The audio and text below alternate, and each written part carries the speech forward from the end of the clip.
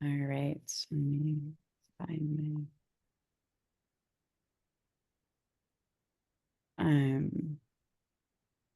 all right. So welcome. Thank you so much for being here today, Rebecca. This is a medical humanities works in progress, and really looking forward to hearing your talk on values, science, and medicine through a social lens. With further ado, please go ahead and start your talk. Wonderful. I will share my screen. And I want to begin by saying a thank you to, first of all, everyone for being here, to the Center for Medical Humanities for hosting this event and asking me to speak. And as well to the Center of Medical Humanities for a grant that I received last summer that helped fund a lot of this research, and it was very helpful. So I'm very, very grateful for that. This talk is kind of a higher level overview of what will become my dissertation. So it is truly a work in progress. Some of these projects are a little bit more in progress than others. I am a PhD candidate within the Department of Logic and Philosophy of Science. And so I was looking at some of the past works in progress talks, and I know you've had folks from a variety of departments. So I just want to flag that I'll be using methods from philosophy. And so I'm really happy to talk more, get more into kind of the details of the case studies in the Q&A as well. Okay, so let's start with our kind of traditional, picture of science, right? So when we think about science, we often think about a scientist at a lab bench. And scientists have to make a lot of decisions. They have to decide what they should study, which methods they should use, how they should analyze their data, which hypotheses they should accept, and how they should communicate their results. These are just some of the decisions that scientists make in their practice. And within philosophy of science, there's a very vibrant subfield called values in science. And it studies how value judgments can and do play a role in all of these decisions. Some of these are more controversial than others. So, for example, the questions of what we should study, that's pretty uncontroversial that that's affected by our values, right? If we care a lot about ending human suffering, that's going to affect our choice of projects in the same way that if we care about getting really famous and perhaps being like a contrarian scientist, that might also change our choice of studies. Some of these are a little bit more controversial, such as which hypotheses we should accept and how we should analyze data. Another really controversial question within philosophy of science is when this value influence is appropriate. We can all think of examples from the history of science of really illegitimate and unjust value influence that was harmful and that we want to avoid in the future. There's also examples of really helpful value influence that we might want to promote. The question is, how can we develop guidelines that allows values to play these sorts of appropriate roles and eliminate the kind of inappropriate roles? Now, for a long time, the answer within philosophy of science and within the public and within science was the value-free ideal. So the value-free ideal held that within some contexts of science, typically considered once you've decided your project, anything doing the research, analyzing of data, and then analyzing hypotheses, that's value-free, but then you can start using values when you communicate your ideas. But with the value-free ideal, there's been some really important sets of arguments against this. So I'll just briefly categorize three of them. The first is the risk argument. This is really most strongly considered with Heather Douglas's work. This is that scientists should consider the social consequences of their decisions, even when analyzing data, and especially when setting evidential thresholds for acceptance of hypotheses. There's also the gap argument, which holds that there's a logical gap between evidence and the variety of hypotheses that could equally well explain that evidence, and that values are required to bridge that gap. And then there's a pragmatic argument. This comes from folks like Matt Brown, Elizabeth Anderson, And this holds that our values respond to evidence, and thus some value influence is epistemically fruitful. This is, again, very brief overview. I'm happy to go more into detail on these arguments in the Q&A. But basically, within philosophy of science, for the most part, most folks say, okay, the value-free ideal does not hold, or at least should not be the ideal, though there is a group of folks who are still trying to defend it.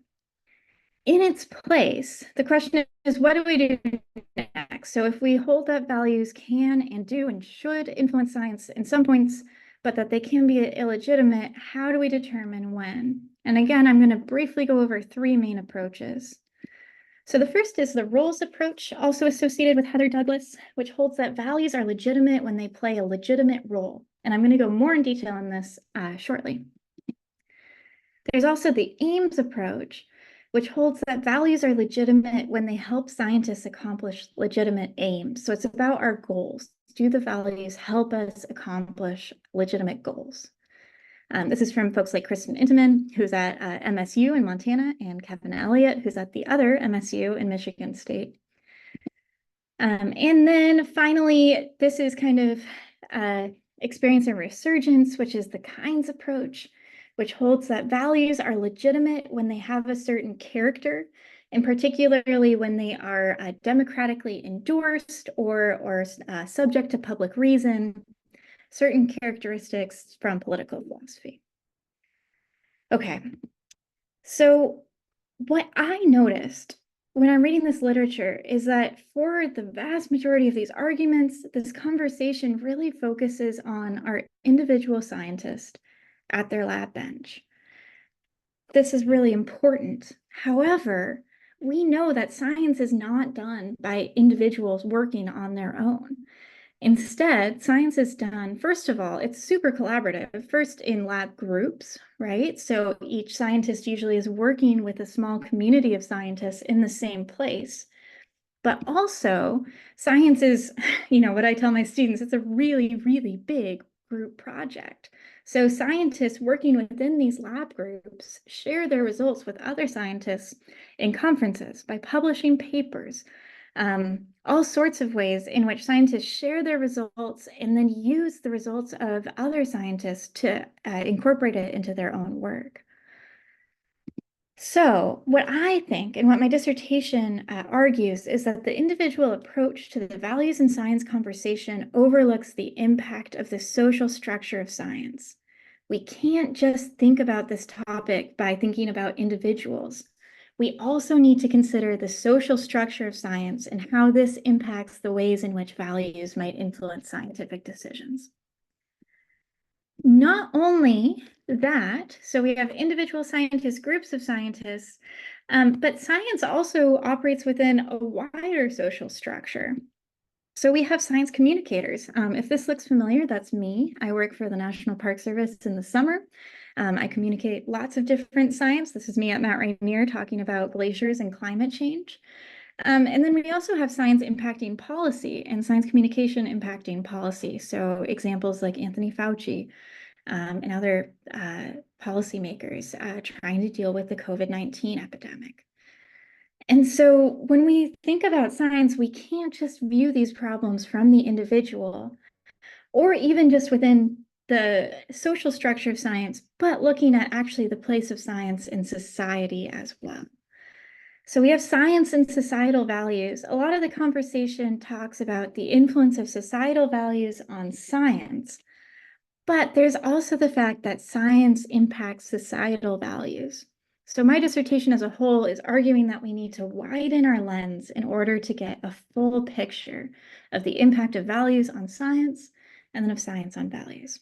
And again, I'll get into more detail in this in my second section.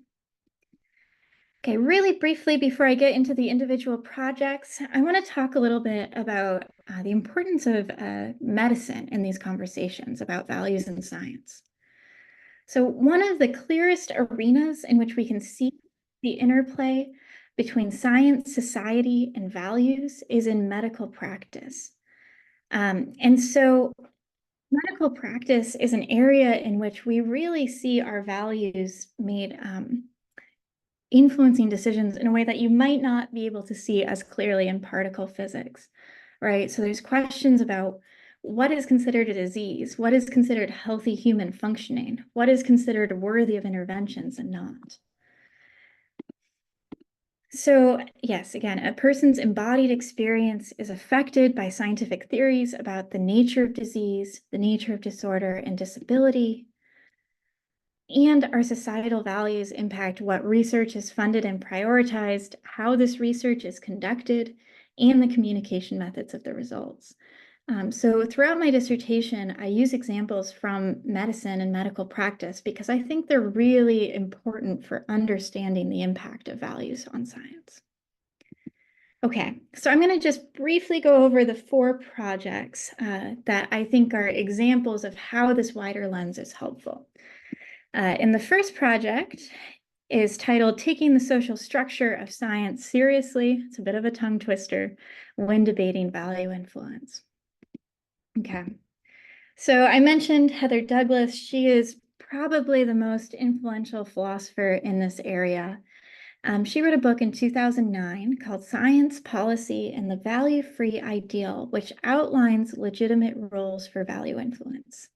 And she basically outlines 2 different distinctions. So on one side, we have indirect and direct roles for values in science. Values play a direct role when they serve as reasons in and of themselves for making a decision, and indirect roles otherwise.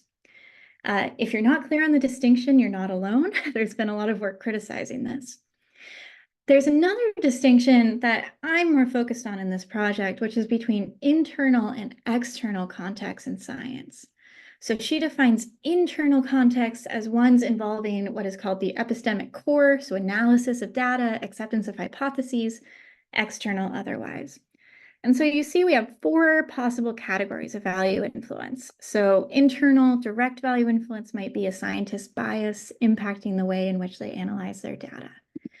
An external and direct value influence might be the choice of funding sources. Internal and indirect is what Heather Douglas calls inductive risk, basically that our evidential thresholds should be responsive to the level of societal impact of being wrong. And then an external and indirect, this one's a little bit trickier. I think that methodological choices might be in that zone. And so Douglas's proposal is that all of these kinds of value influence are acceptable except for internal and direct. Everything else can play a legitimate role. We just need to stop doing the internal and direct value influence. And again, this is explicitly aimed at the decisions of individual scientists. And I argue that the border between internal and external contexts is a lot more porous than Douglas thinks, and that it can't do the work that she wants it to do. And here's why. I use methods from social epistemology and particularly from formal epistemology, in which we use computer models called network epistemology models to model the flow of information through scientific networks. So you can think of what's going on in that bottom picture as modeled really abstractly. These are super simple models, but very abstractly modeled in that top picture, where each dot represents a certain agent, and then the lines represent connections or information flow, and the color represents their beliefs on a certain scientific question. So agents within these models, agents are faced with the problem of identifying which of 2 choices are most likely to be successful. Each agent chooses an action and observes the results. Then they share these results among their neighbors, and then they use Bayes' theorem, which is an equation that's meant to represent rational belief updating, to update their beliefs, to say, okay, with this new information, do I still believe that action A is more successful, or should I switch my opinion to action B? And I'll just note that this is a really important method in philosophy of science right now, and it started at UCI LPS with Kevin Zolman about 20 years ago. So one example of UCI doing excellent research, which I'm trying to build upon just a little bit. Okay, So we can see here, this is how it might go through each trial. So in the first picture at the top here, we can see that 5 out of the 6 agents believe that the white action is more successful. But as they gather information, share it with their neighbors, and update their beliefs, it actually converges to them all believing that the black action is most successful. Okay, that's a very brief overview of this really cool method. I'm using work from these two guys, which are also UCI grads, Bennett Holman and Justin Bruner. In a 2017 paper, they use a modified Zolman model to investigate the effects of industry funding on epistemic networks. So under initial conditions, which are meant to represent general science, the epistemic network usually converges to the correct answer. But when they add industry funding to the model, by giving more productivity to scientists whose methods tend to produce results that point towards the less successful model, they investigate what that happens. Now, I'm just going to flag here, this is assuming that industry is always wrong. And that's completely false, right? There are many times in which industry-funded science, their interests have been shown to be aligned with our best science. But there's also many instances in which that's not the case. So think about the tobacco industry and their impact on science. And so, yes. And so what they're investigating is those sorts of situations in which industry interests go against the best science or the general convergence to the truth, because those are the ones that are most interesting that we care about. It's another important note that this is not individual bias. None of the agents change anything besides their productivity. So we know because they're computer models that they're not affected by their funding sources. It's just their productivity. Under these conditions, the epistemic network usually converges to the incorrect answer. Holman and Bruner call this effect industrial selection. So network epistemology, these models are really helpful tools to investigate this phenomena, but it's also really helpful to look at real life cases because these models are so abstract. It's important to make sure that they actually seem plausible given examples from science and medicine. So Holman and Bruner use a case study of antiarrhythmic drugs. So this is a famous event where the medical network incorrectly converged on the theory that they were safe and effective when they used suppression of arrhythmias as a proxy for extension of life. But after a long-term RCT happened, it actually found that these drugs actually reduced lifespans. And so they saw this as an example of industrial selection. Another example that I talk about in this paper is dietary research in the mid-20th century about the relative impact of sugar and fat consumption. I have a picture of ice cream up here because it's my favorite thing that includes both sugar and fat. So in this case, the epistemic network incorrectly concluded that sugar consumption was essentially benign. There's archival quotes of scientists saying, well, actually, the only bad thing is increased risk of cavities, and it's really fat that has bad health effects. Now we know, of course, that both sugar and fat can have harmful health effects. And I think that the reason why is because of industrial selection. Okay, so why is industrial selection important? Well, it's because it shows that external contexts eventually impact internal ones. And this is a challenge for Heather Douglas, because if scientists take the results of their neighbors into account when analyzing their own evidence, any influence that increases the relative productivity of some scientists on the basis of their results will affect epistemic networks. And this is true for ideal Bayesian agents, because the relative productivity of one's neighbors affects one's prior credences, which in turn affects whether one accepts a theory. And it's also true just for actual people, because even more so than these idealized computer models, we have various cognitive biases that can impact our own decisions because of the results of our neighbors. And so this is just one example of why the individual lens is insufficient for having a good picture of the total impact of values on science. Okay, let's go into the second project, which is a little bit less, uses less technical tools, but also is concerned with having a view of science, not just as individual scientists, but its place in society. This paper is called Values, Science, and Feedback Loops. So I've argued so far that social values can influence the practice of science in a number of ways, and that there's an important question, which is, when is it acceptable for values to influence science?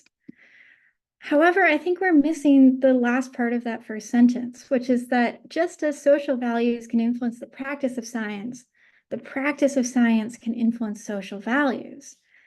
And because of this, the potential for science to influence those social values should impact the conversation on when values can acceptably influence science. So let's look at a case study here. And this is a case study of medical research on intersex bodies and interventions on intersex bodies.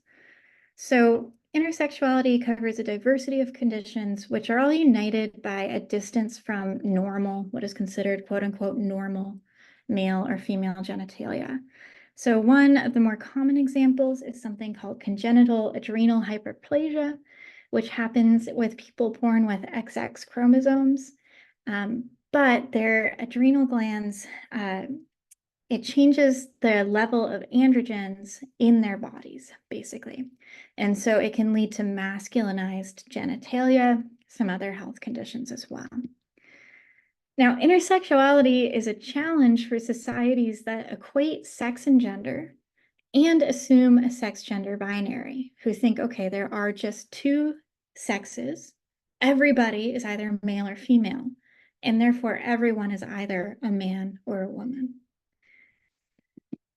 So this is impacted by social values. Helen Longino calls this patriarchal heterosexism that creates background assumptions that every human is truly, again, quote unquote, truly a man or a woman. And so what this means is that the goal of medical practitioners is to uncover a person's true sex. Intersexuality is bad because it's keeping a person from living out their true sex and gender.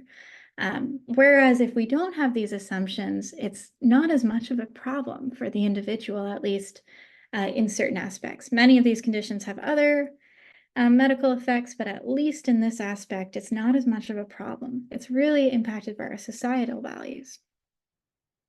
Okay, yes. And therefore, the job of the physician is to uncover the quote unquote true gender and then create that reality. So here's kind of the story that this is usually told through. It's a typical story that you see in the literature, which is that we have social values about sex and gender that influence background assumptions that then lead to research and that then influence the research and practice goals of physicians. But here's the problem. Here's where I think this story is missing something. It's that scientific practice, in this case, literally creates a new physical reality that attempts to accord with societal values. For the history of intersex research, it's focused on having people whose genitalia accords to a female or male norm. And so therefore, you're actually removing these counterexamples of the gender sex binary. And this is both through pre-birth interventions like dexamethasone, that's a treatment for CAH syndrome. Interestingly, it can reduce a baby's likelihood of being born with CAH, but it also comes with a lot of other health effects or potential side effects. And there's also examples like surgical practice and surgical intervention. And a lot of research has been done on trying to figure out how to make the best genitalia for babies. So here's the story that I think that we should view it. So we do have values about sex and gender influencing background assumptions, which then influence the research and practice goals of physicians. But there's also a change in the physical reality that goes on to influence those values. So you can see it's actually a feedback loop here instead of a linear model. I think that's really important.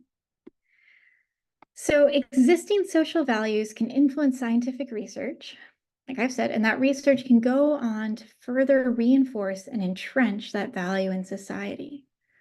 But it's also the case that values held by individual scientists can become more widespread because of their research, then actually start new feedback loops. So here's another case study of Elizabeth Kubler-Ross. So in the mid-1950s, the general American attitude towards death was that it was extremely taboo. And so there are stories of hospitals having entire wards that were just where dying people were relegated and they were quiet. It wasn't a place where you went. We tried to just kind of hide it away. But Kubler-Ross was actually fascinated by the human aspects of dying. She was a Swiss psychologist who emigrated to America, and she actually went to these wards and started talking to people who were dying and said, wait, there's some valuable things here. This process is worthy of study. These humans have dignity still. And this is something that we should actually look into and pay attention to. So she became a psychiatrist who studied the psychology of dying. She wrote the book On Death and Dying in 1969. This is where she introduced the 5 stages of grief. Again, that work is super popular, and that popularity of her work changed how dying people were treated.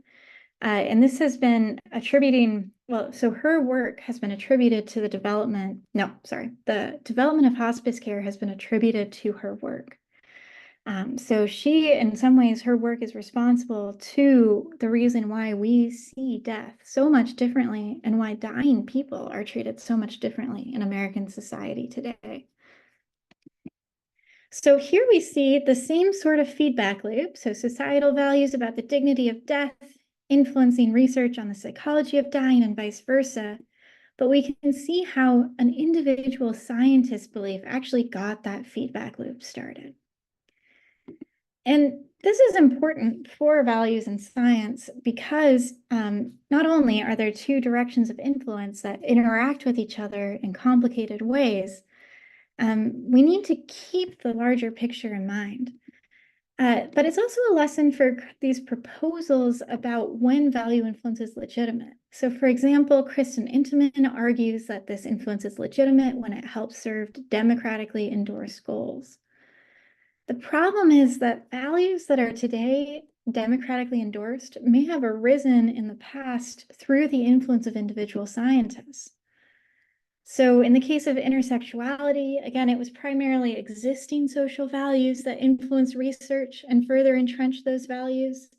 But in the case of Kubler-Ross, it was primarily the values of scientists that then became democratically endorsed. So in many other cases, it's really difficult to untangle this relationship. So my main takeaway from this project is just that we should be really cautious about our ability to identify purely democratic values because of this complex interplay between social values and scientific practice. Okay, I think I'm going to skip over this 3rd project really quickly in the influence of time.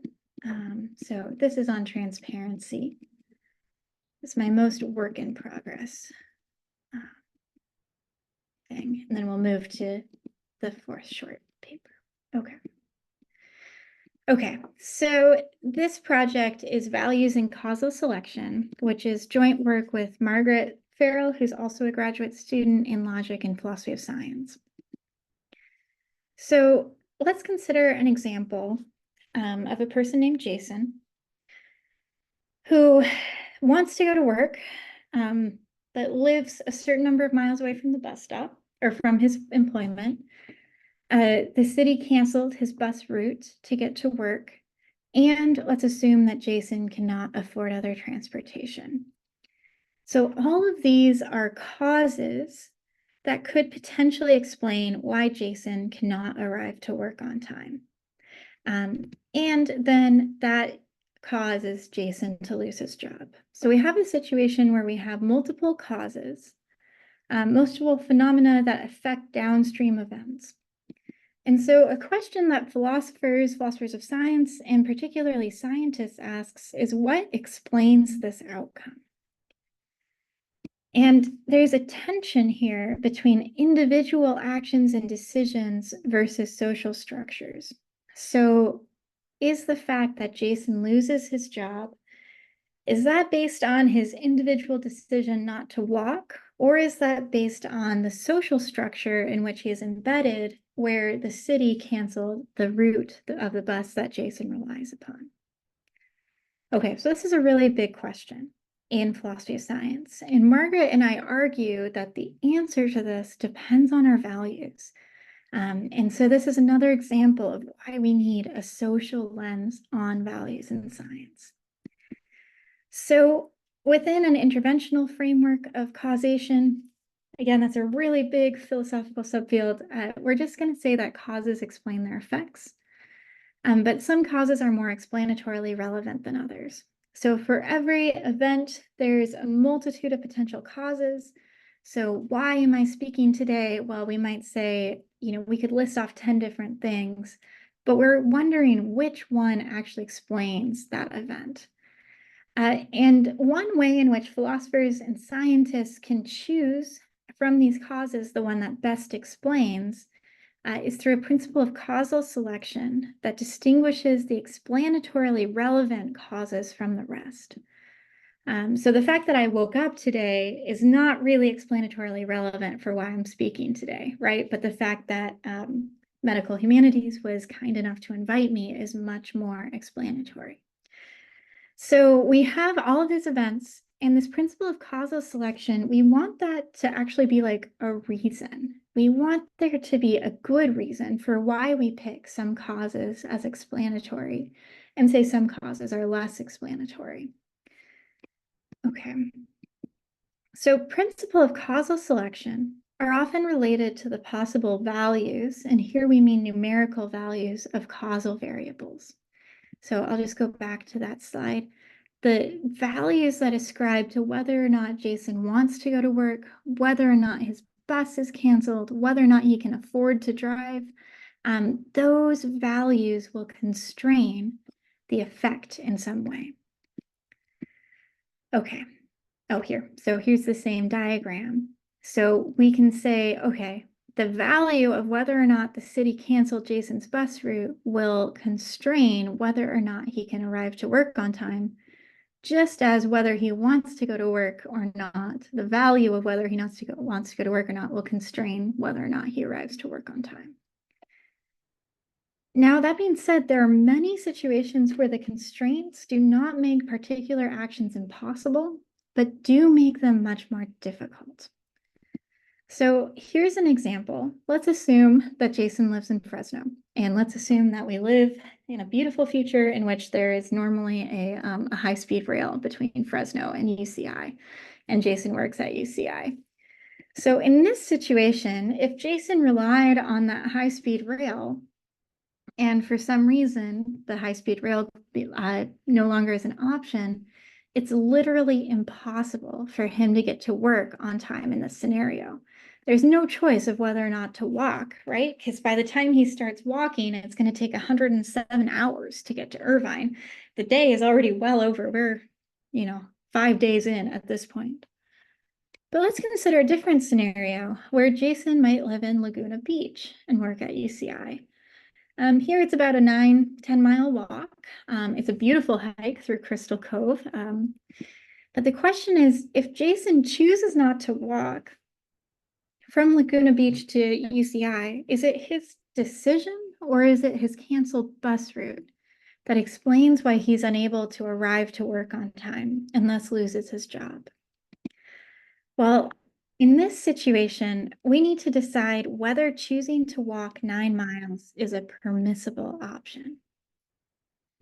So Margaret and I argue that in certain situations, the decision to exclude or select individual choice as explanatory is value-laden. This is because only some constraints make it literally impossible for individuals to choose otherwise. In most cases, causal selection depends on what we reasonably expect individuals to choose to do. And this is a direct product of social cultural values. Our values of whether or not we expect people to sacrifice their time and walk, a bunch of miles, whether we say that's your ability and so you can do it, that's going to change what you see as explanatory compared to somebody who thinks, no, every human deserves, a certain amount of closeness to work or a certain amount of time off work, certain things like that. And this is made all the more complicated by the fact that some individuals do choose to walk long distances in this situation. So, for example, my brother-in-law had a janitor at his high school in Texas who walked 7 miles to work each way. There's inspirational stories like this in newspapers, right? But is this actually reasonable to expect of people? So we argue that when scientists choose which causes are explanatory, they consider not only the possible values of the causal variable representing the individual's decision, but also reasonable or permissible ones. And that's what's influenced by social values. And I'll just note really quick before I wrap up that value-laden decisions are required even if the explanatory strength of a constraint correlates with its physical strength. So someone might say, oh, well, the strength of the constraint just relies on how far away somebody is from work. So 1 mile is more constraining than 2, than 3. The problem is, like, once you get to 9 or 10 miles, is a distance of 9 miles really any less explanatory of his ability to get to work? And where is the threshold of it becoming impossible? We argue that both the degree to which the physical distance in this case, or other physical strengths of constraints, and then also the threshold where something is considered impossible, both of those are influenced by our social values. Okay, so I've been talking a lot about public transportation.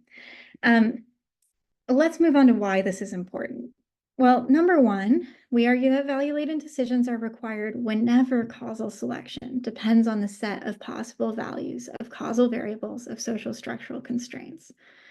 This is important philosophically because, as I mentioned, not a lot of folks, there is a contingent of philosophers that are trying to redefend the value-free ideal.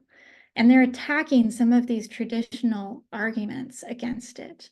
Now, because this does not depend on those traditional arguments, this is a novel challenge to the value-free ideal that these people also have to contend with. Moreover, if you're not interested in the insider philosophical baseball, the choice of explanation in these situations has real social and political impact. It can change people's lives. So we've talked a lot about public transportation. The choice of explanation affects when and how cities should invest in public transportation. But more relevantly for us, in thinking about the medical humanities, it's an important question for what public health interventions are most justified for a given phenomenon. So think about selective rates of or differential rates of obesity. Is that due to different individual choices, or is that due to social structural constraints, such as availability of fresh groceries or availability of funds to buy healthy food, or distance to restaurants? We can think about COVID interventions, or even whether or not we choose to explain a person's death because they had COVID when they died, or versus other factors that factors that might have contributed to their death. And so this question can guide, the answer to this question can make a real material impact in people's lives through impacting the sorts of public health interventions that are seen as justified. And this is actually true for any instance in which we're considering what kinds of differences between social groups are acceptable, and which require either intervention or legislation. So thinking outside of medicine and public health, we might think about Black-white housing gaps and how social scientists explain that. We might think about educational achievement gaps. So this is a really important question that, again, I think illustrates the importance of having a lens or a view of the social structure and the impact of social values on science. Okay, so there's my very much works in progress. I will wrap it up just by, again, saying my high-level arguments that guide these particular projects. So again, in this talk, I've argued that a focus on the individual level overlooks the effects of other kinds of value influence, whether beneficial or detrimental. I've also argued that if we hope to make science and medicine more effective and ethical endeavors, we need to be aware of value influence on both individual and community levels. And finally, I've just shown examples of how my work explores the social dimensions of such value influence in order to gain a more full picture of values in science. So I want to say thank you, everyone, for your time, for coming here. I'm really looking forward to hearing your thoughts. Please, any questions that you might have, I'd love to chat about with you. I'd also like to again say thank you to the Center for Medical Humanities for organizing and hosting this event. So yes, thank you all. And then here's my email, rkorf@uci.edu, if you have any questions. Yeah, thank you so much, Rebecca. That was absolutely fabulous and really enjoyed hearing about your research. Does anyone have any questions at this time? All right, if we don't have any questions, I'm going to ask one if that's okay. So, what are the next steps? So you kind of skipped a little bit a chapter, but where are you going next with this work? This is a good question. So the chapter that I skipped is on the social epistemic effects of transparency. So it's using, again, I'm making a new model to show, to investigate the effects in which transparency is epistemically beneficial and when it might actually be epistemically harmful because of this interesting effect where having more information available at certain parts of the research project can actually slow down the network's ability to converge to the truth. So that's kind of that paper. So that's an example of some of the projects that I'm interested in going on, is just continuing to apply these methods to particular problems. But you might notice I did a lot of criticizing of people's approaches. And I Yeah. said, here's this other approach that we should do. But the hope is to have to start actually making some concrete suggestions for when we can determine when it's legitimate and when it's not. So again, just trying to think through, it's a hard question, Yeah. right? Yeah. So I'm not, if I had a paper that solved that, I would be very happy. I would be very, very happy, but I don't yet. But that's one of the things that I'm tackling in the future. Okay, thank you so much. So I'd like to ask the individuals that are on this Zoom as well. Does anyone have any questions for Rebecca? Any other thoughts? All right. Well, thank you so much for your time. I really appreciate you coming, and I look forward to hearing more about your work and um, working with you in the future with medical humanities. So thank you so Great. much. Yeah, thank you so much. Thanks again to everyone for coming and to y'all for hosting. All right. Have a great day.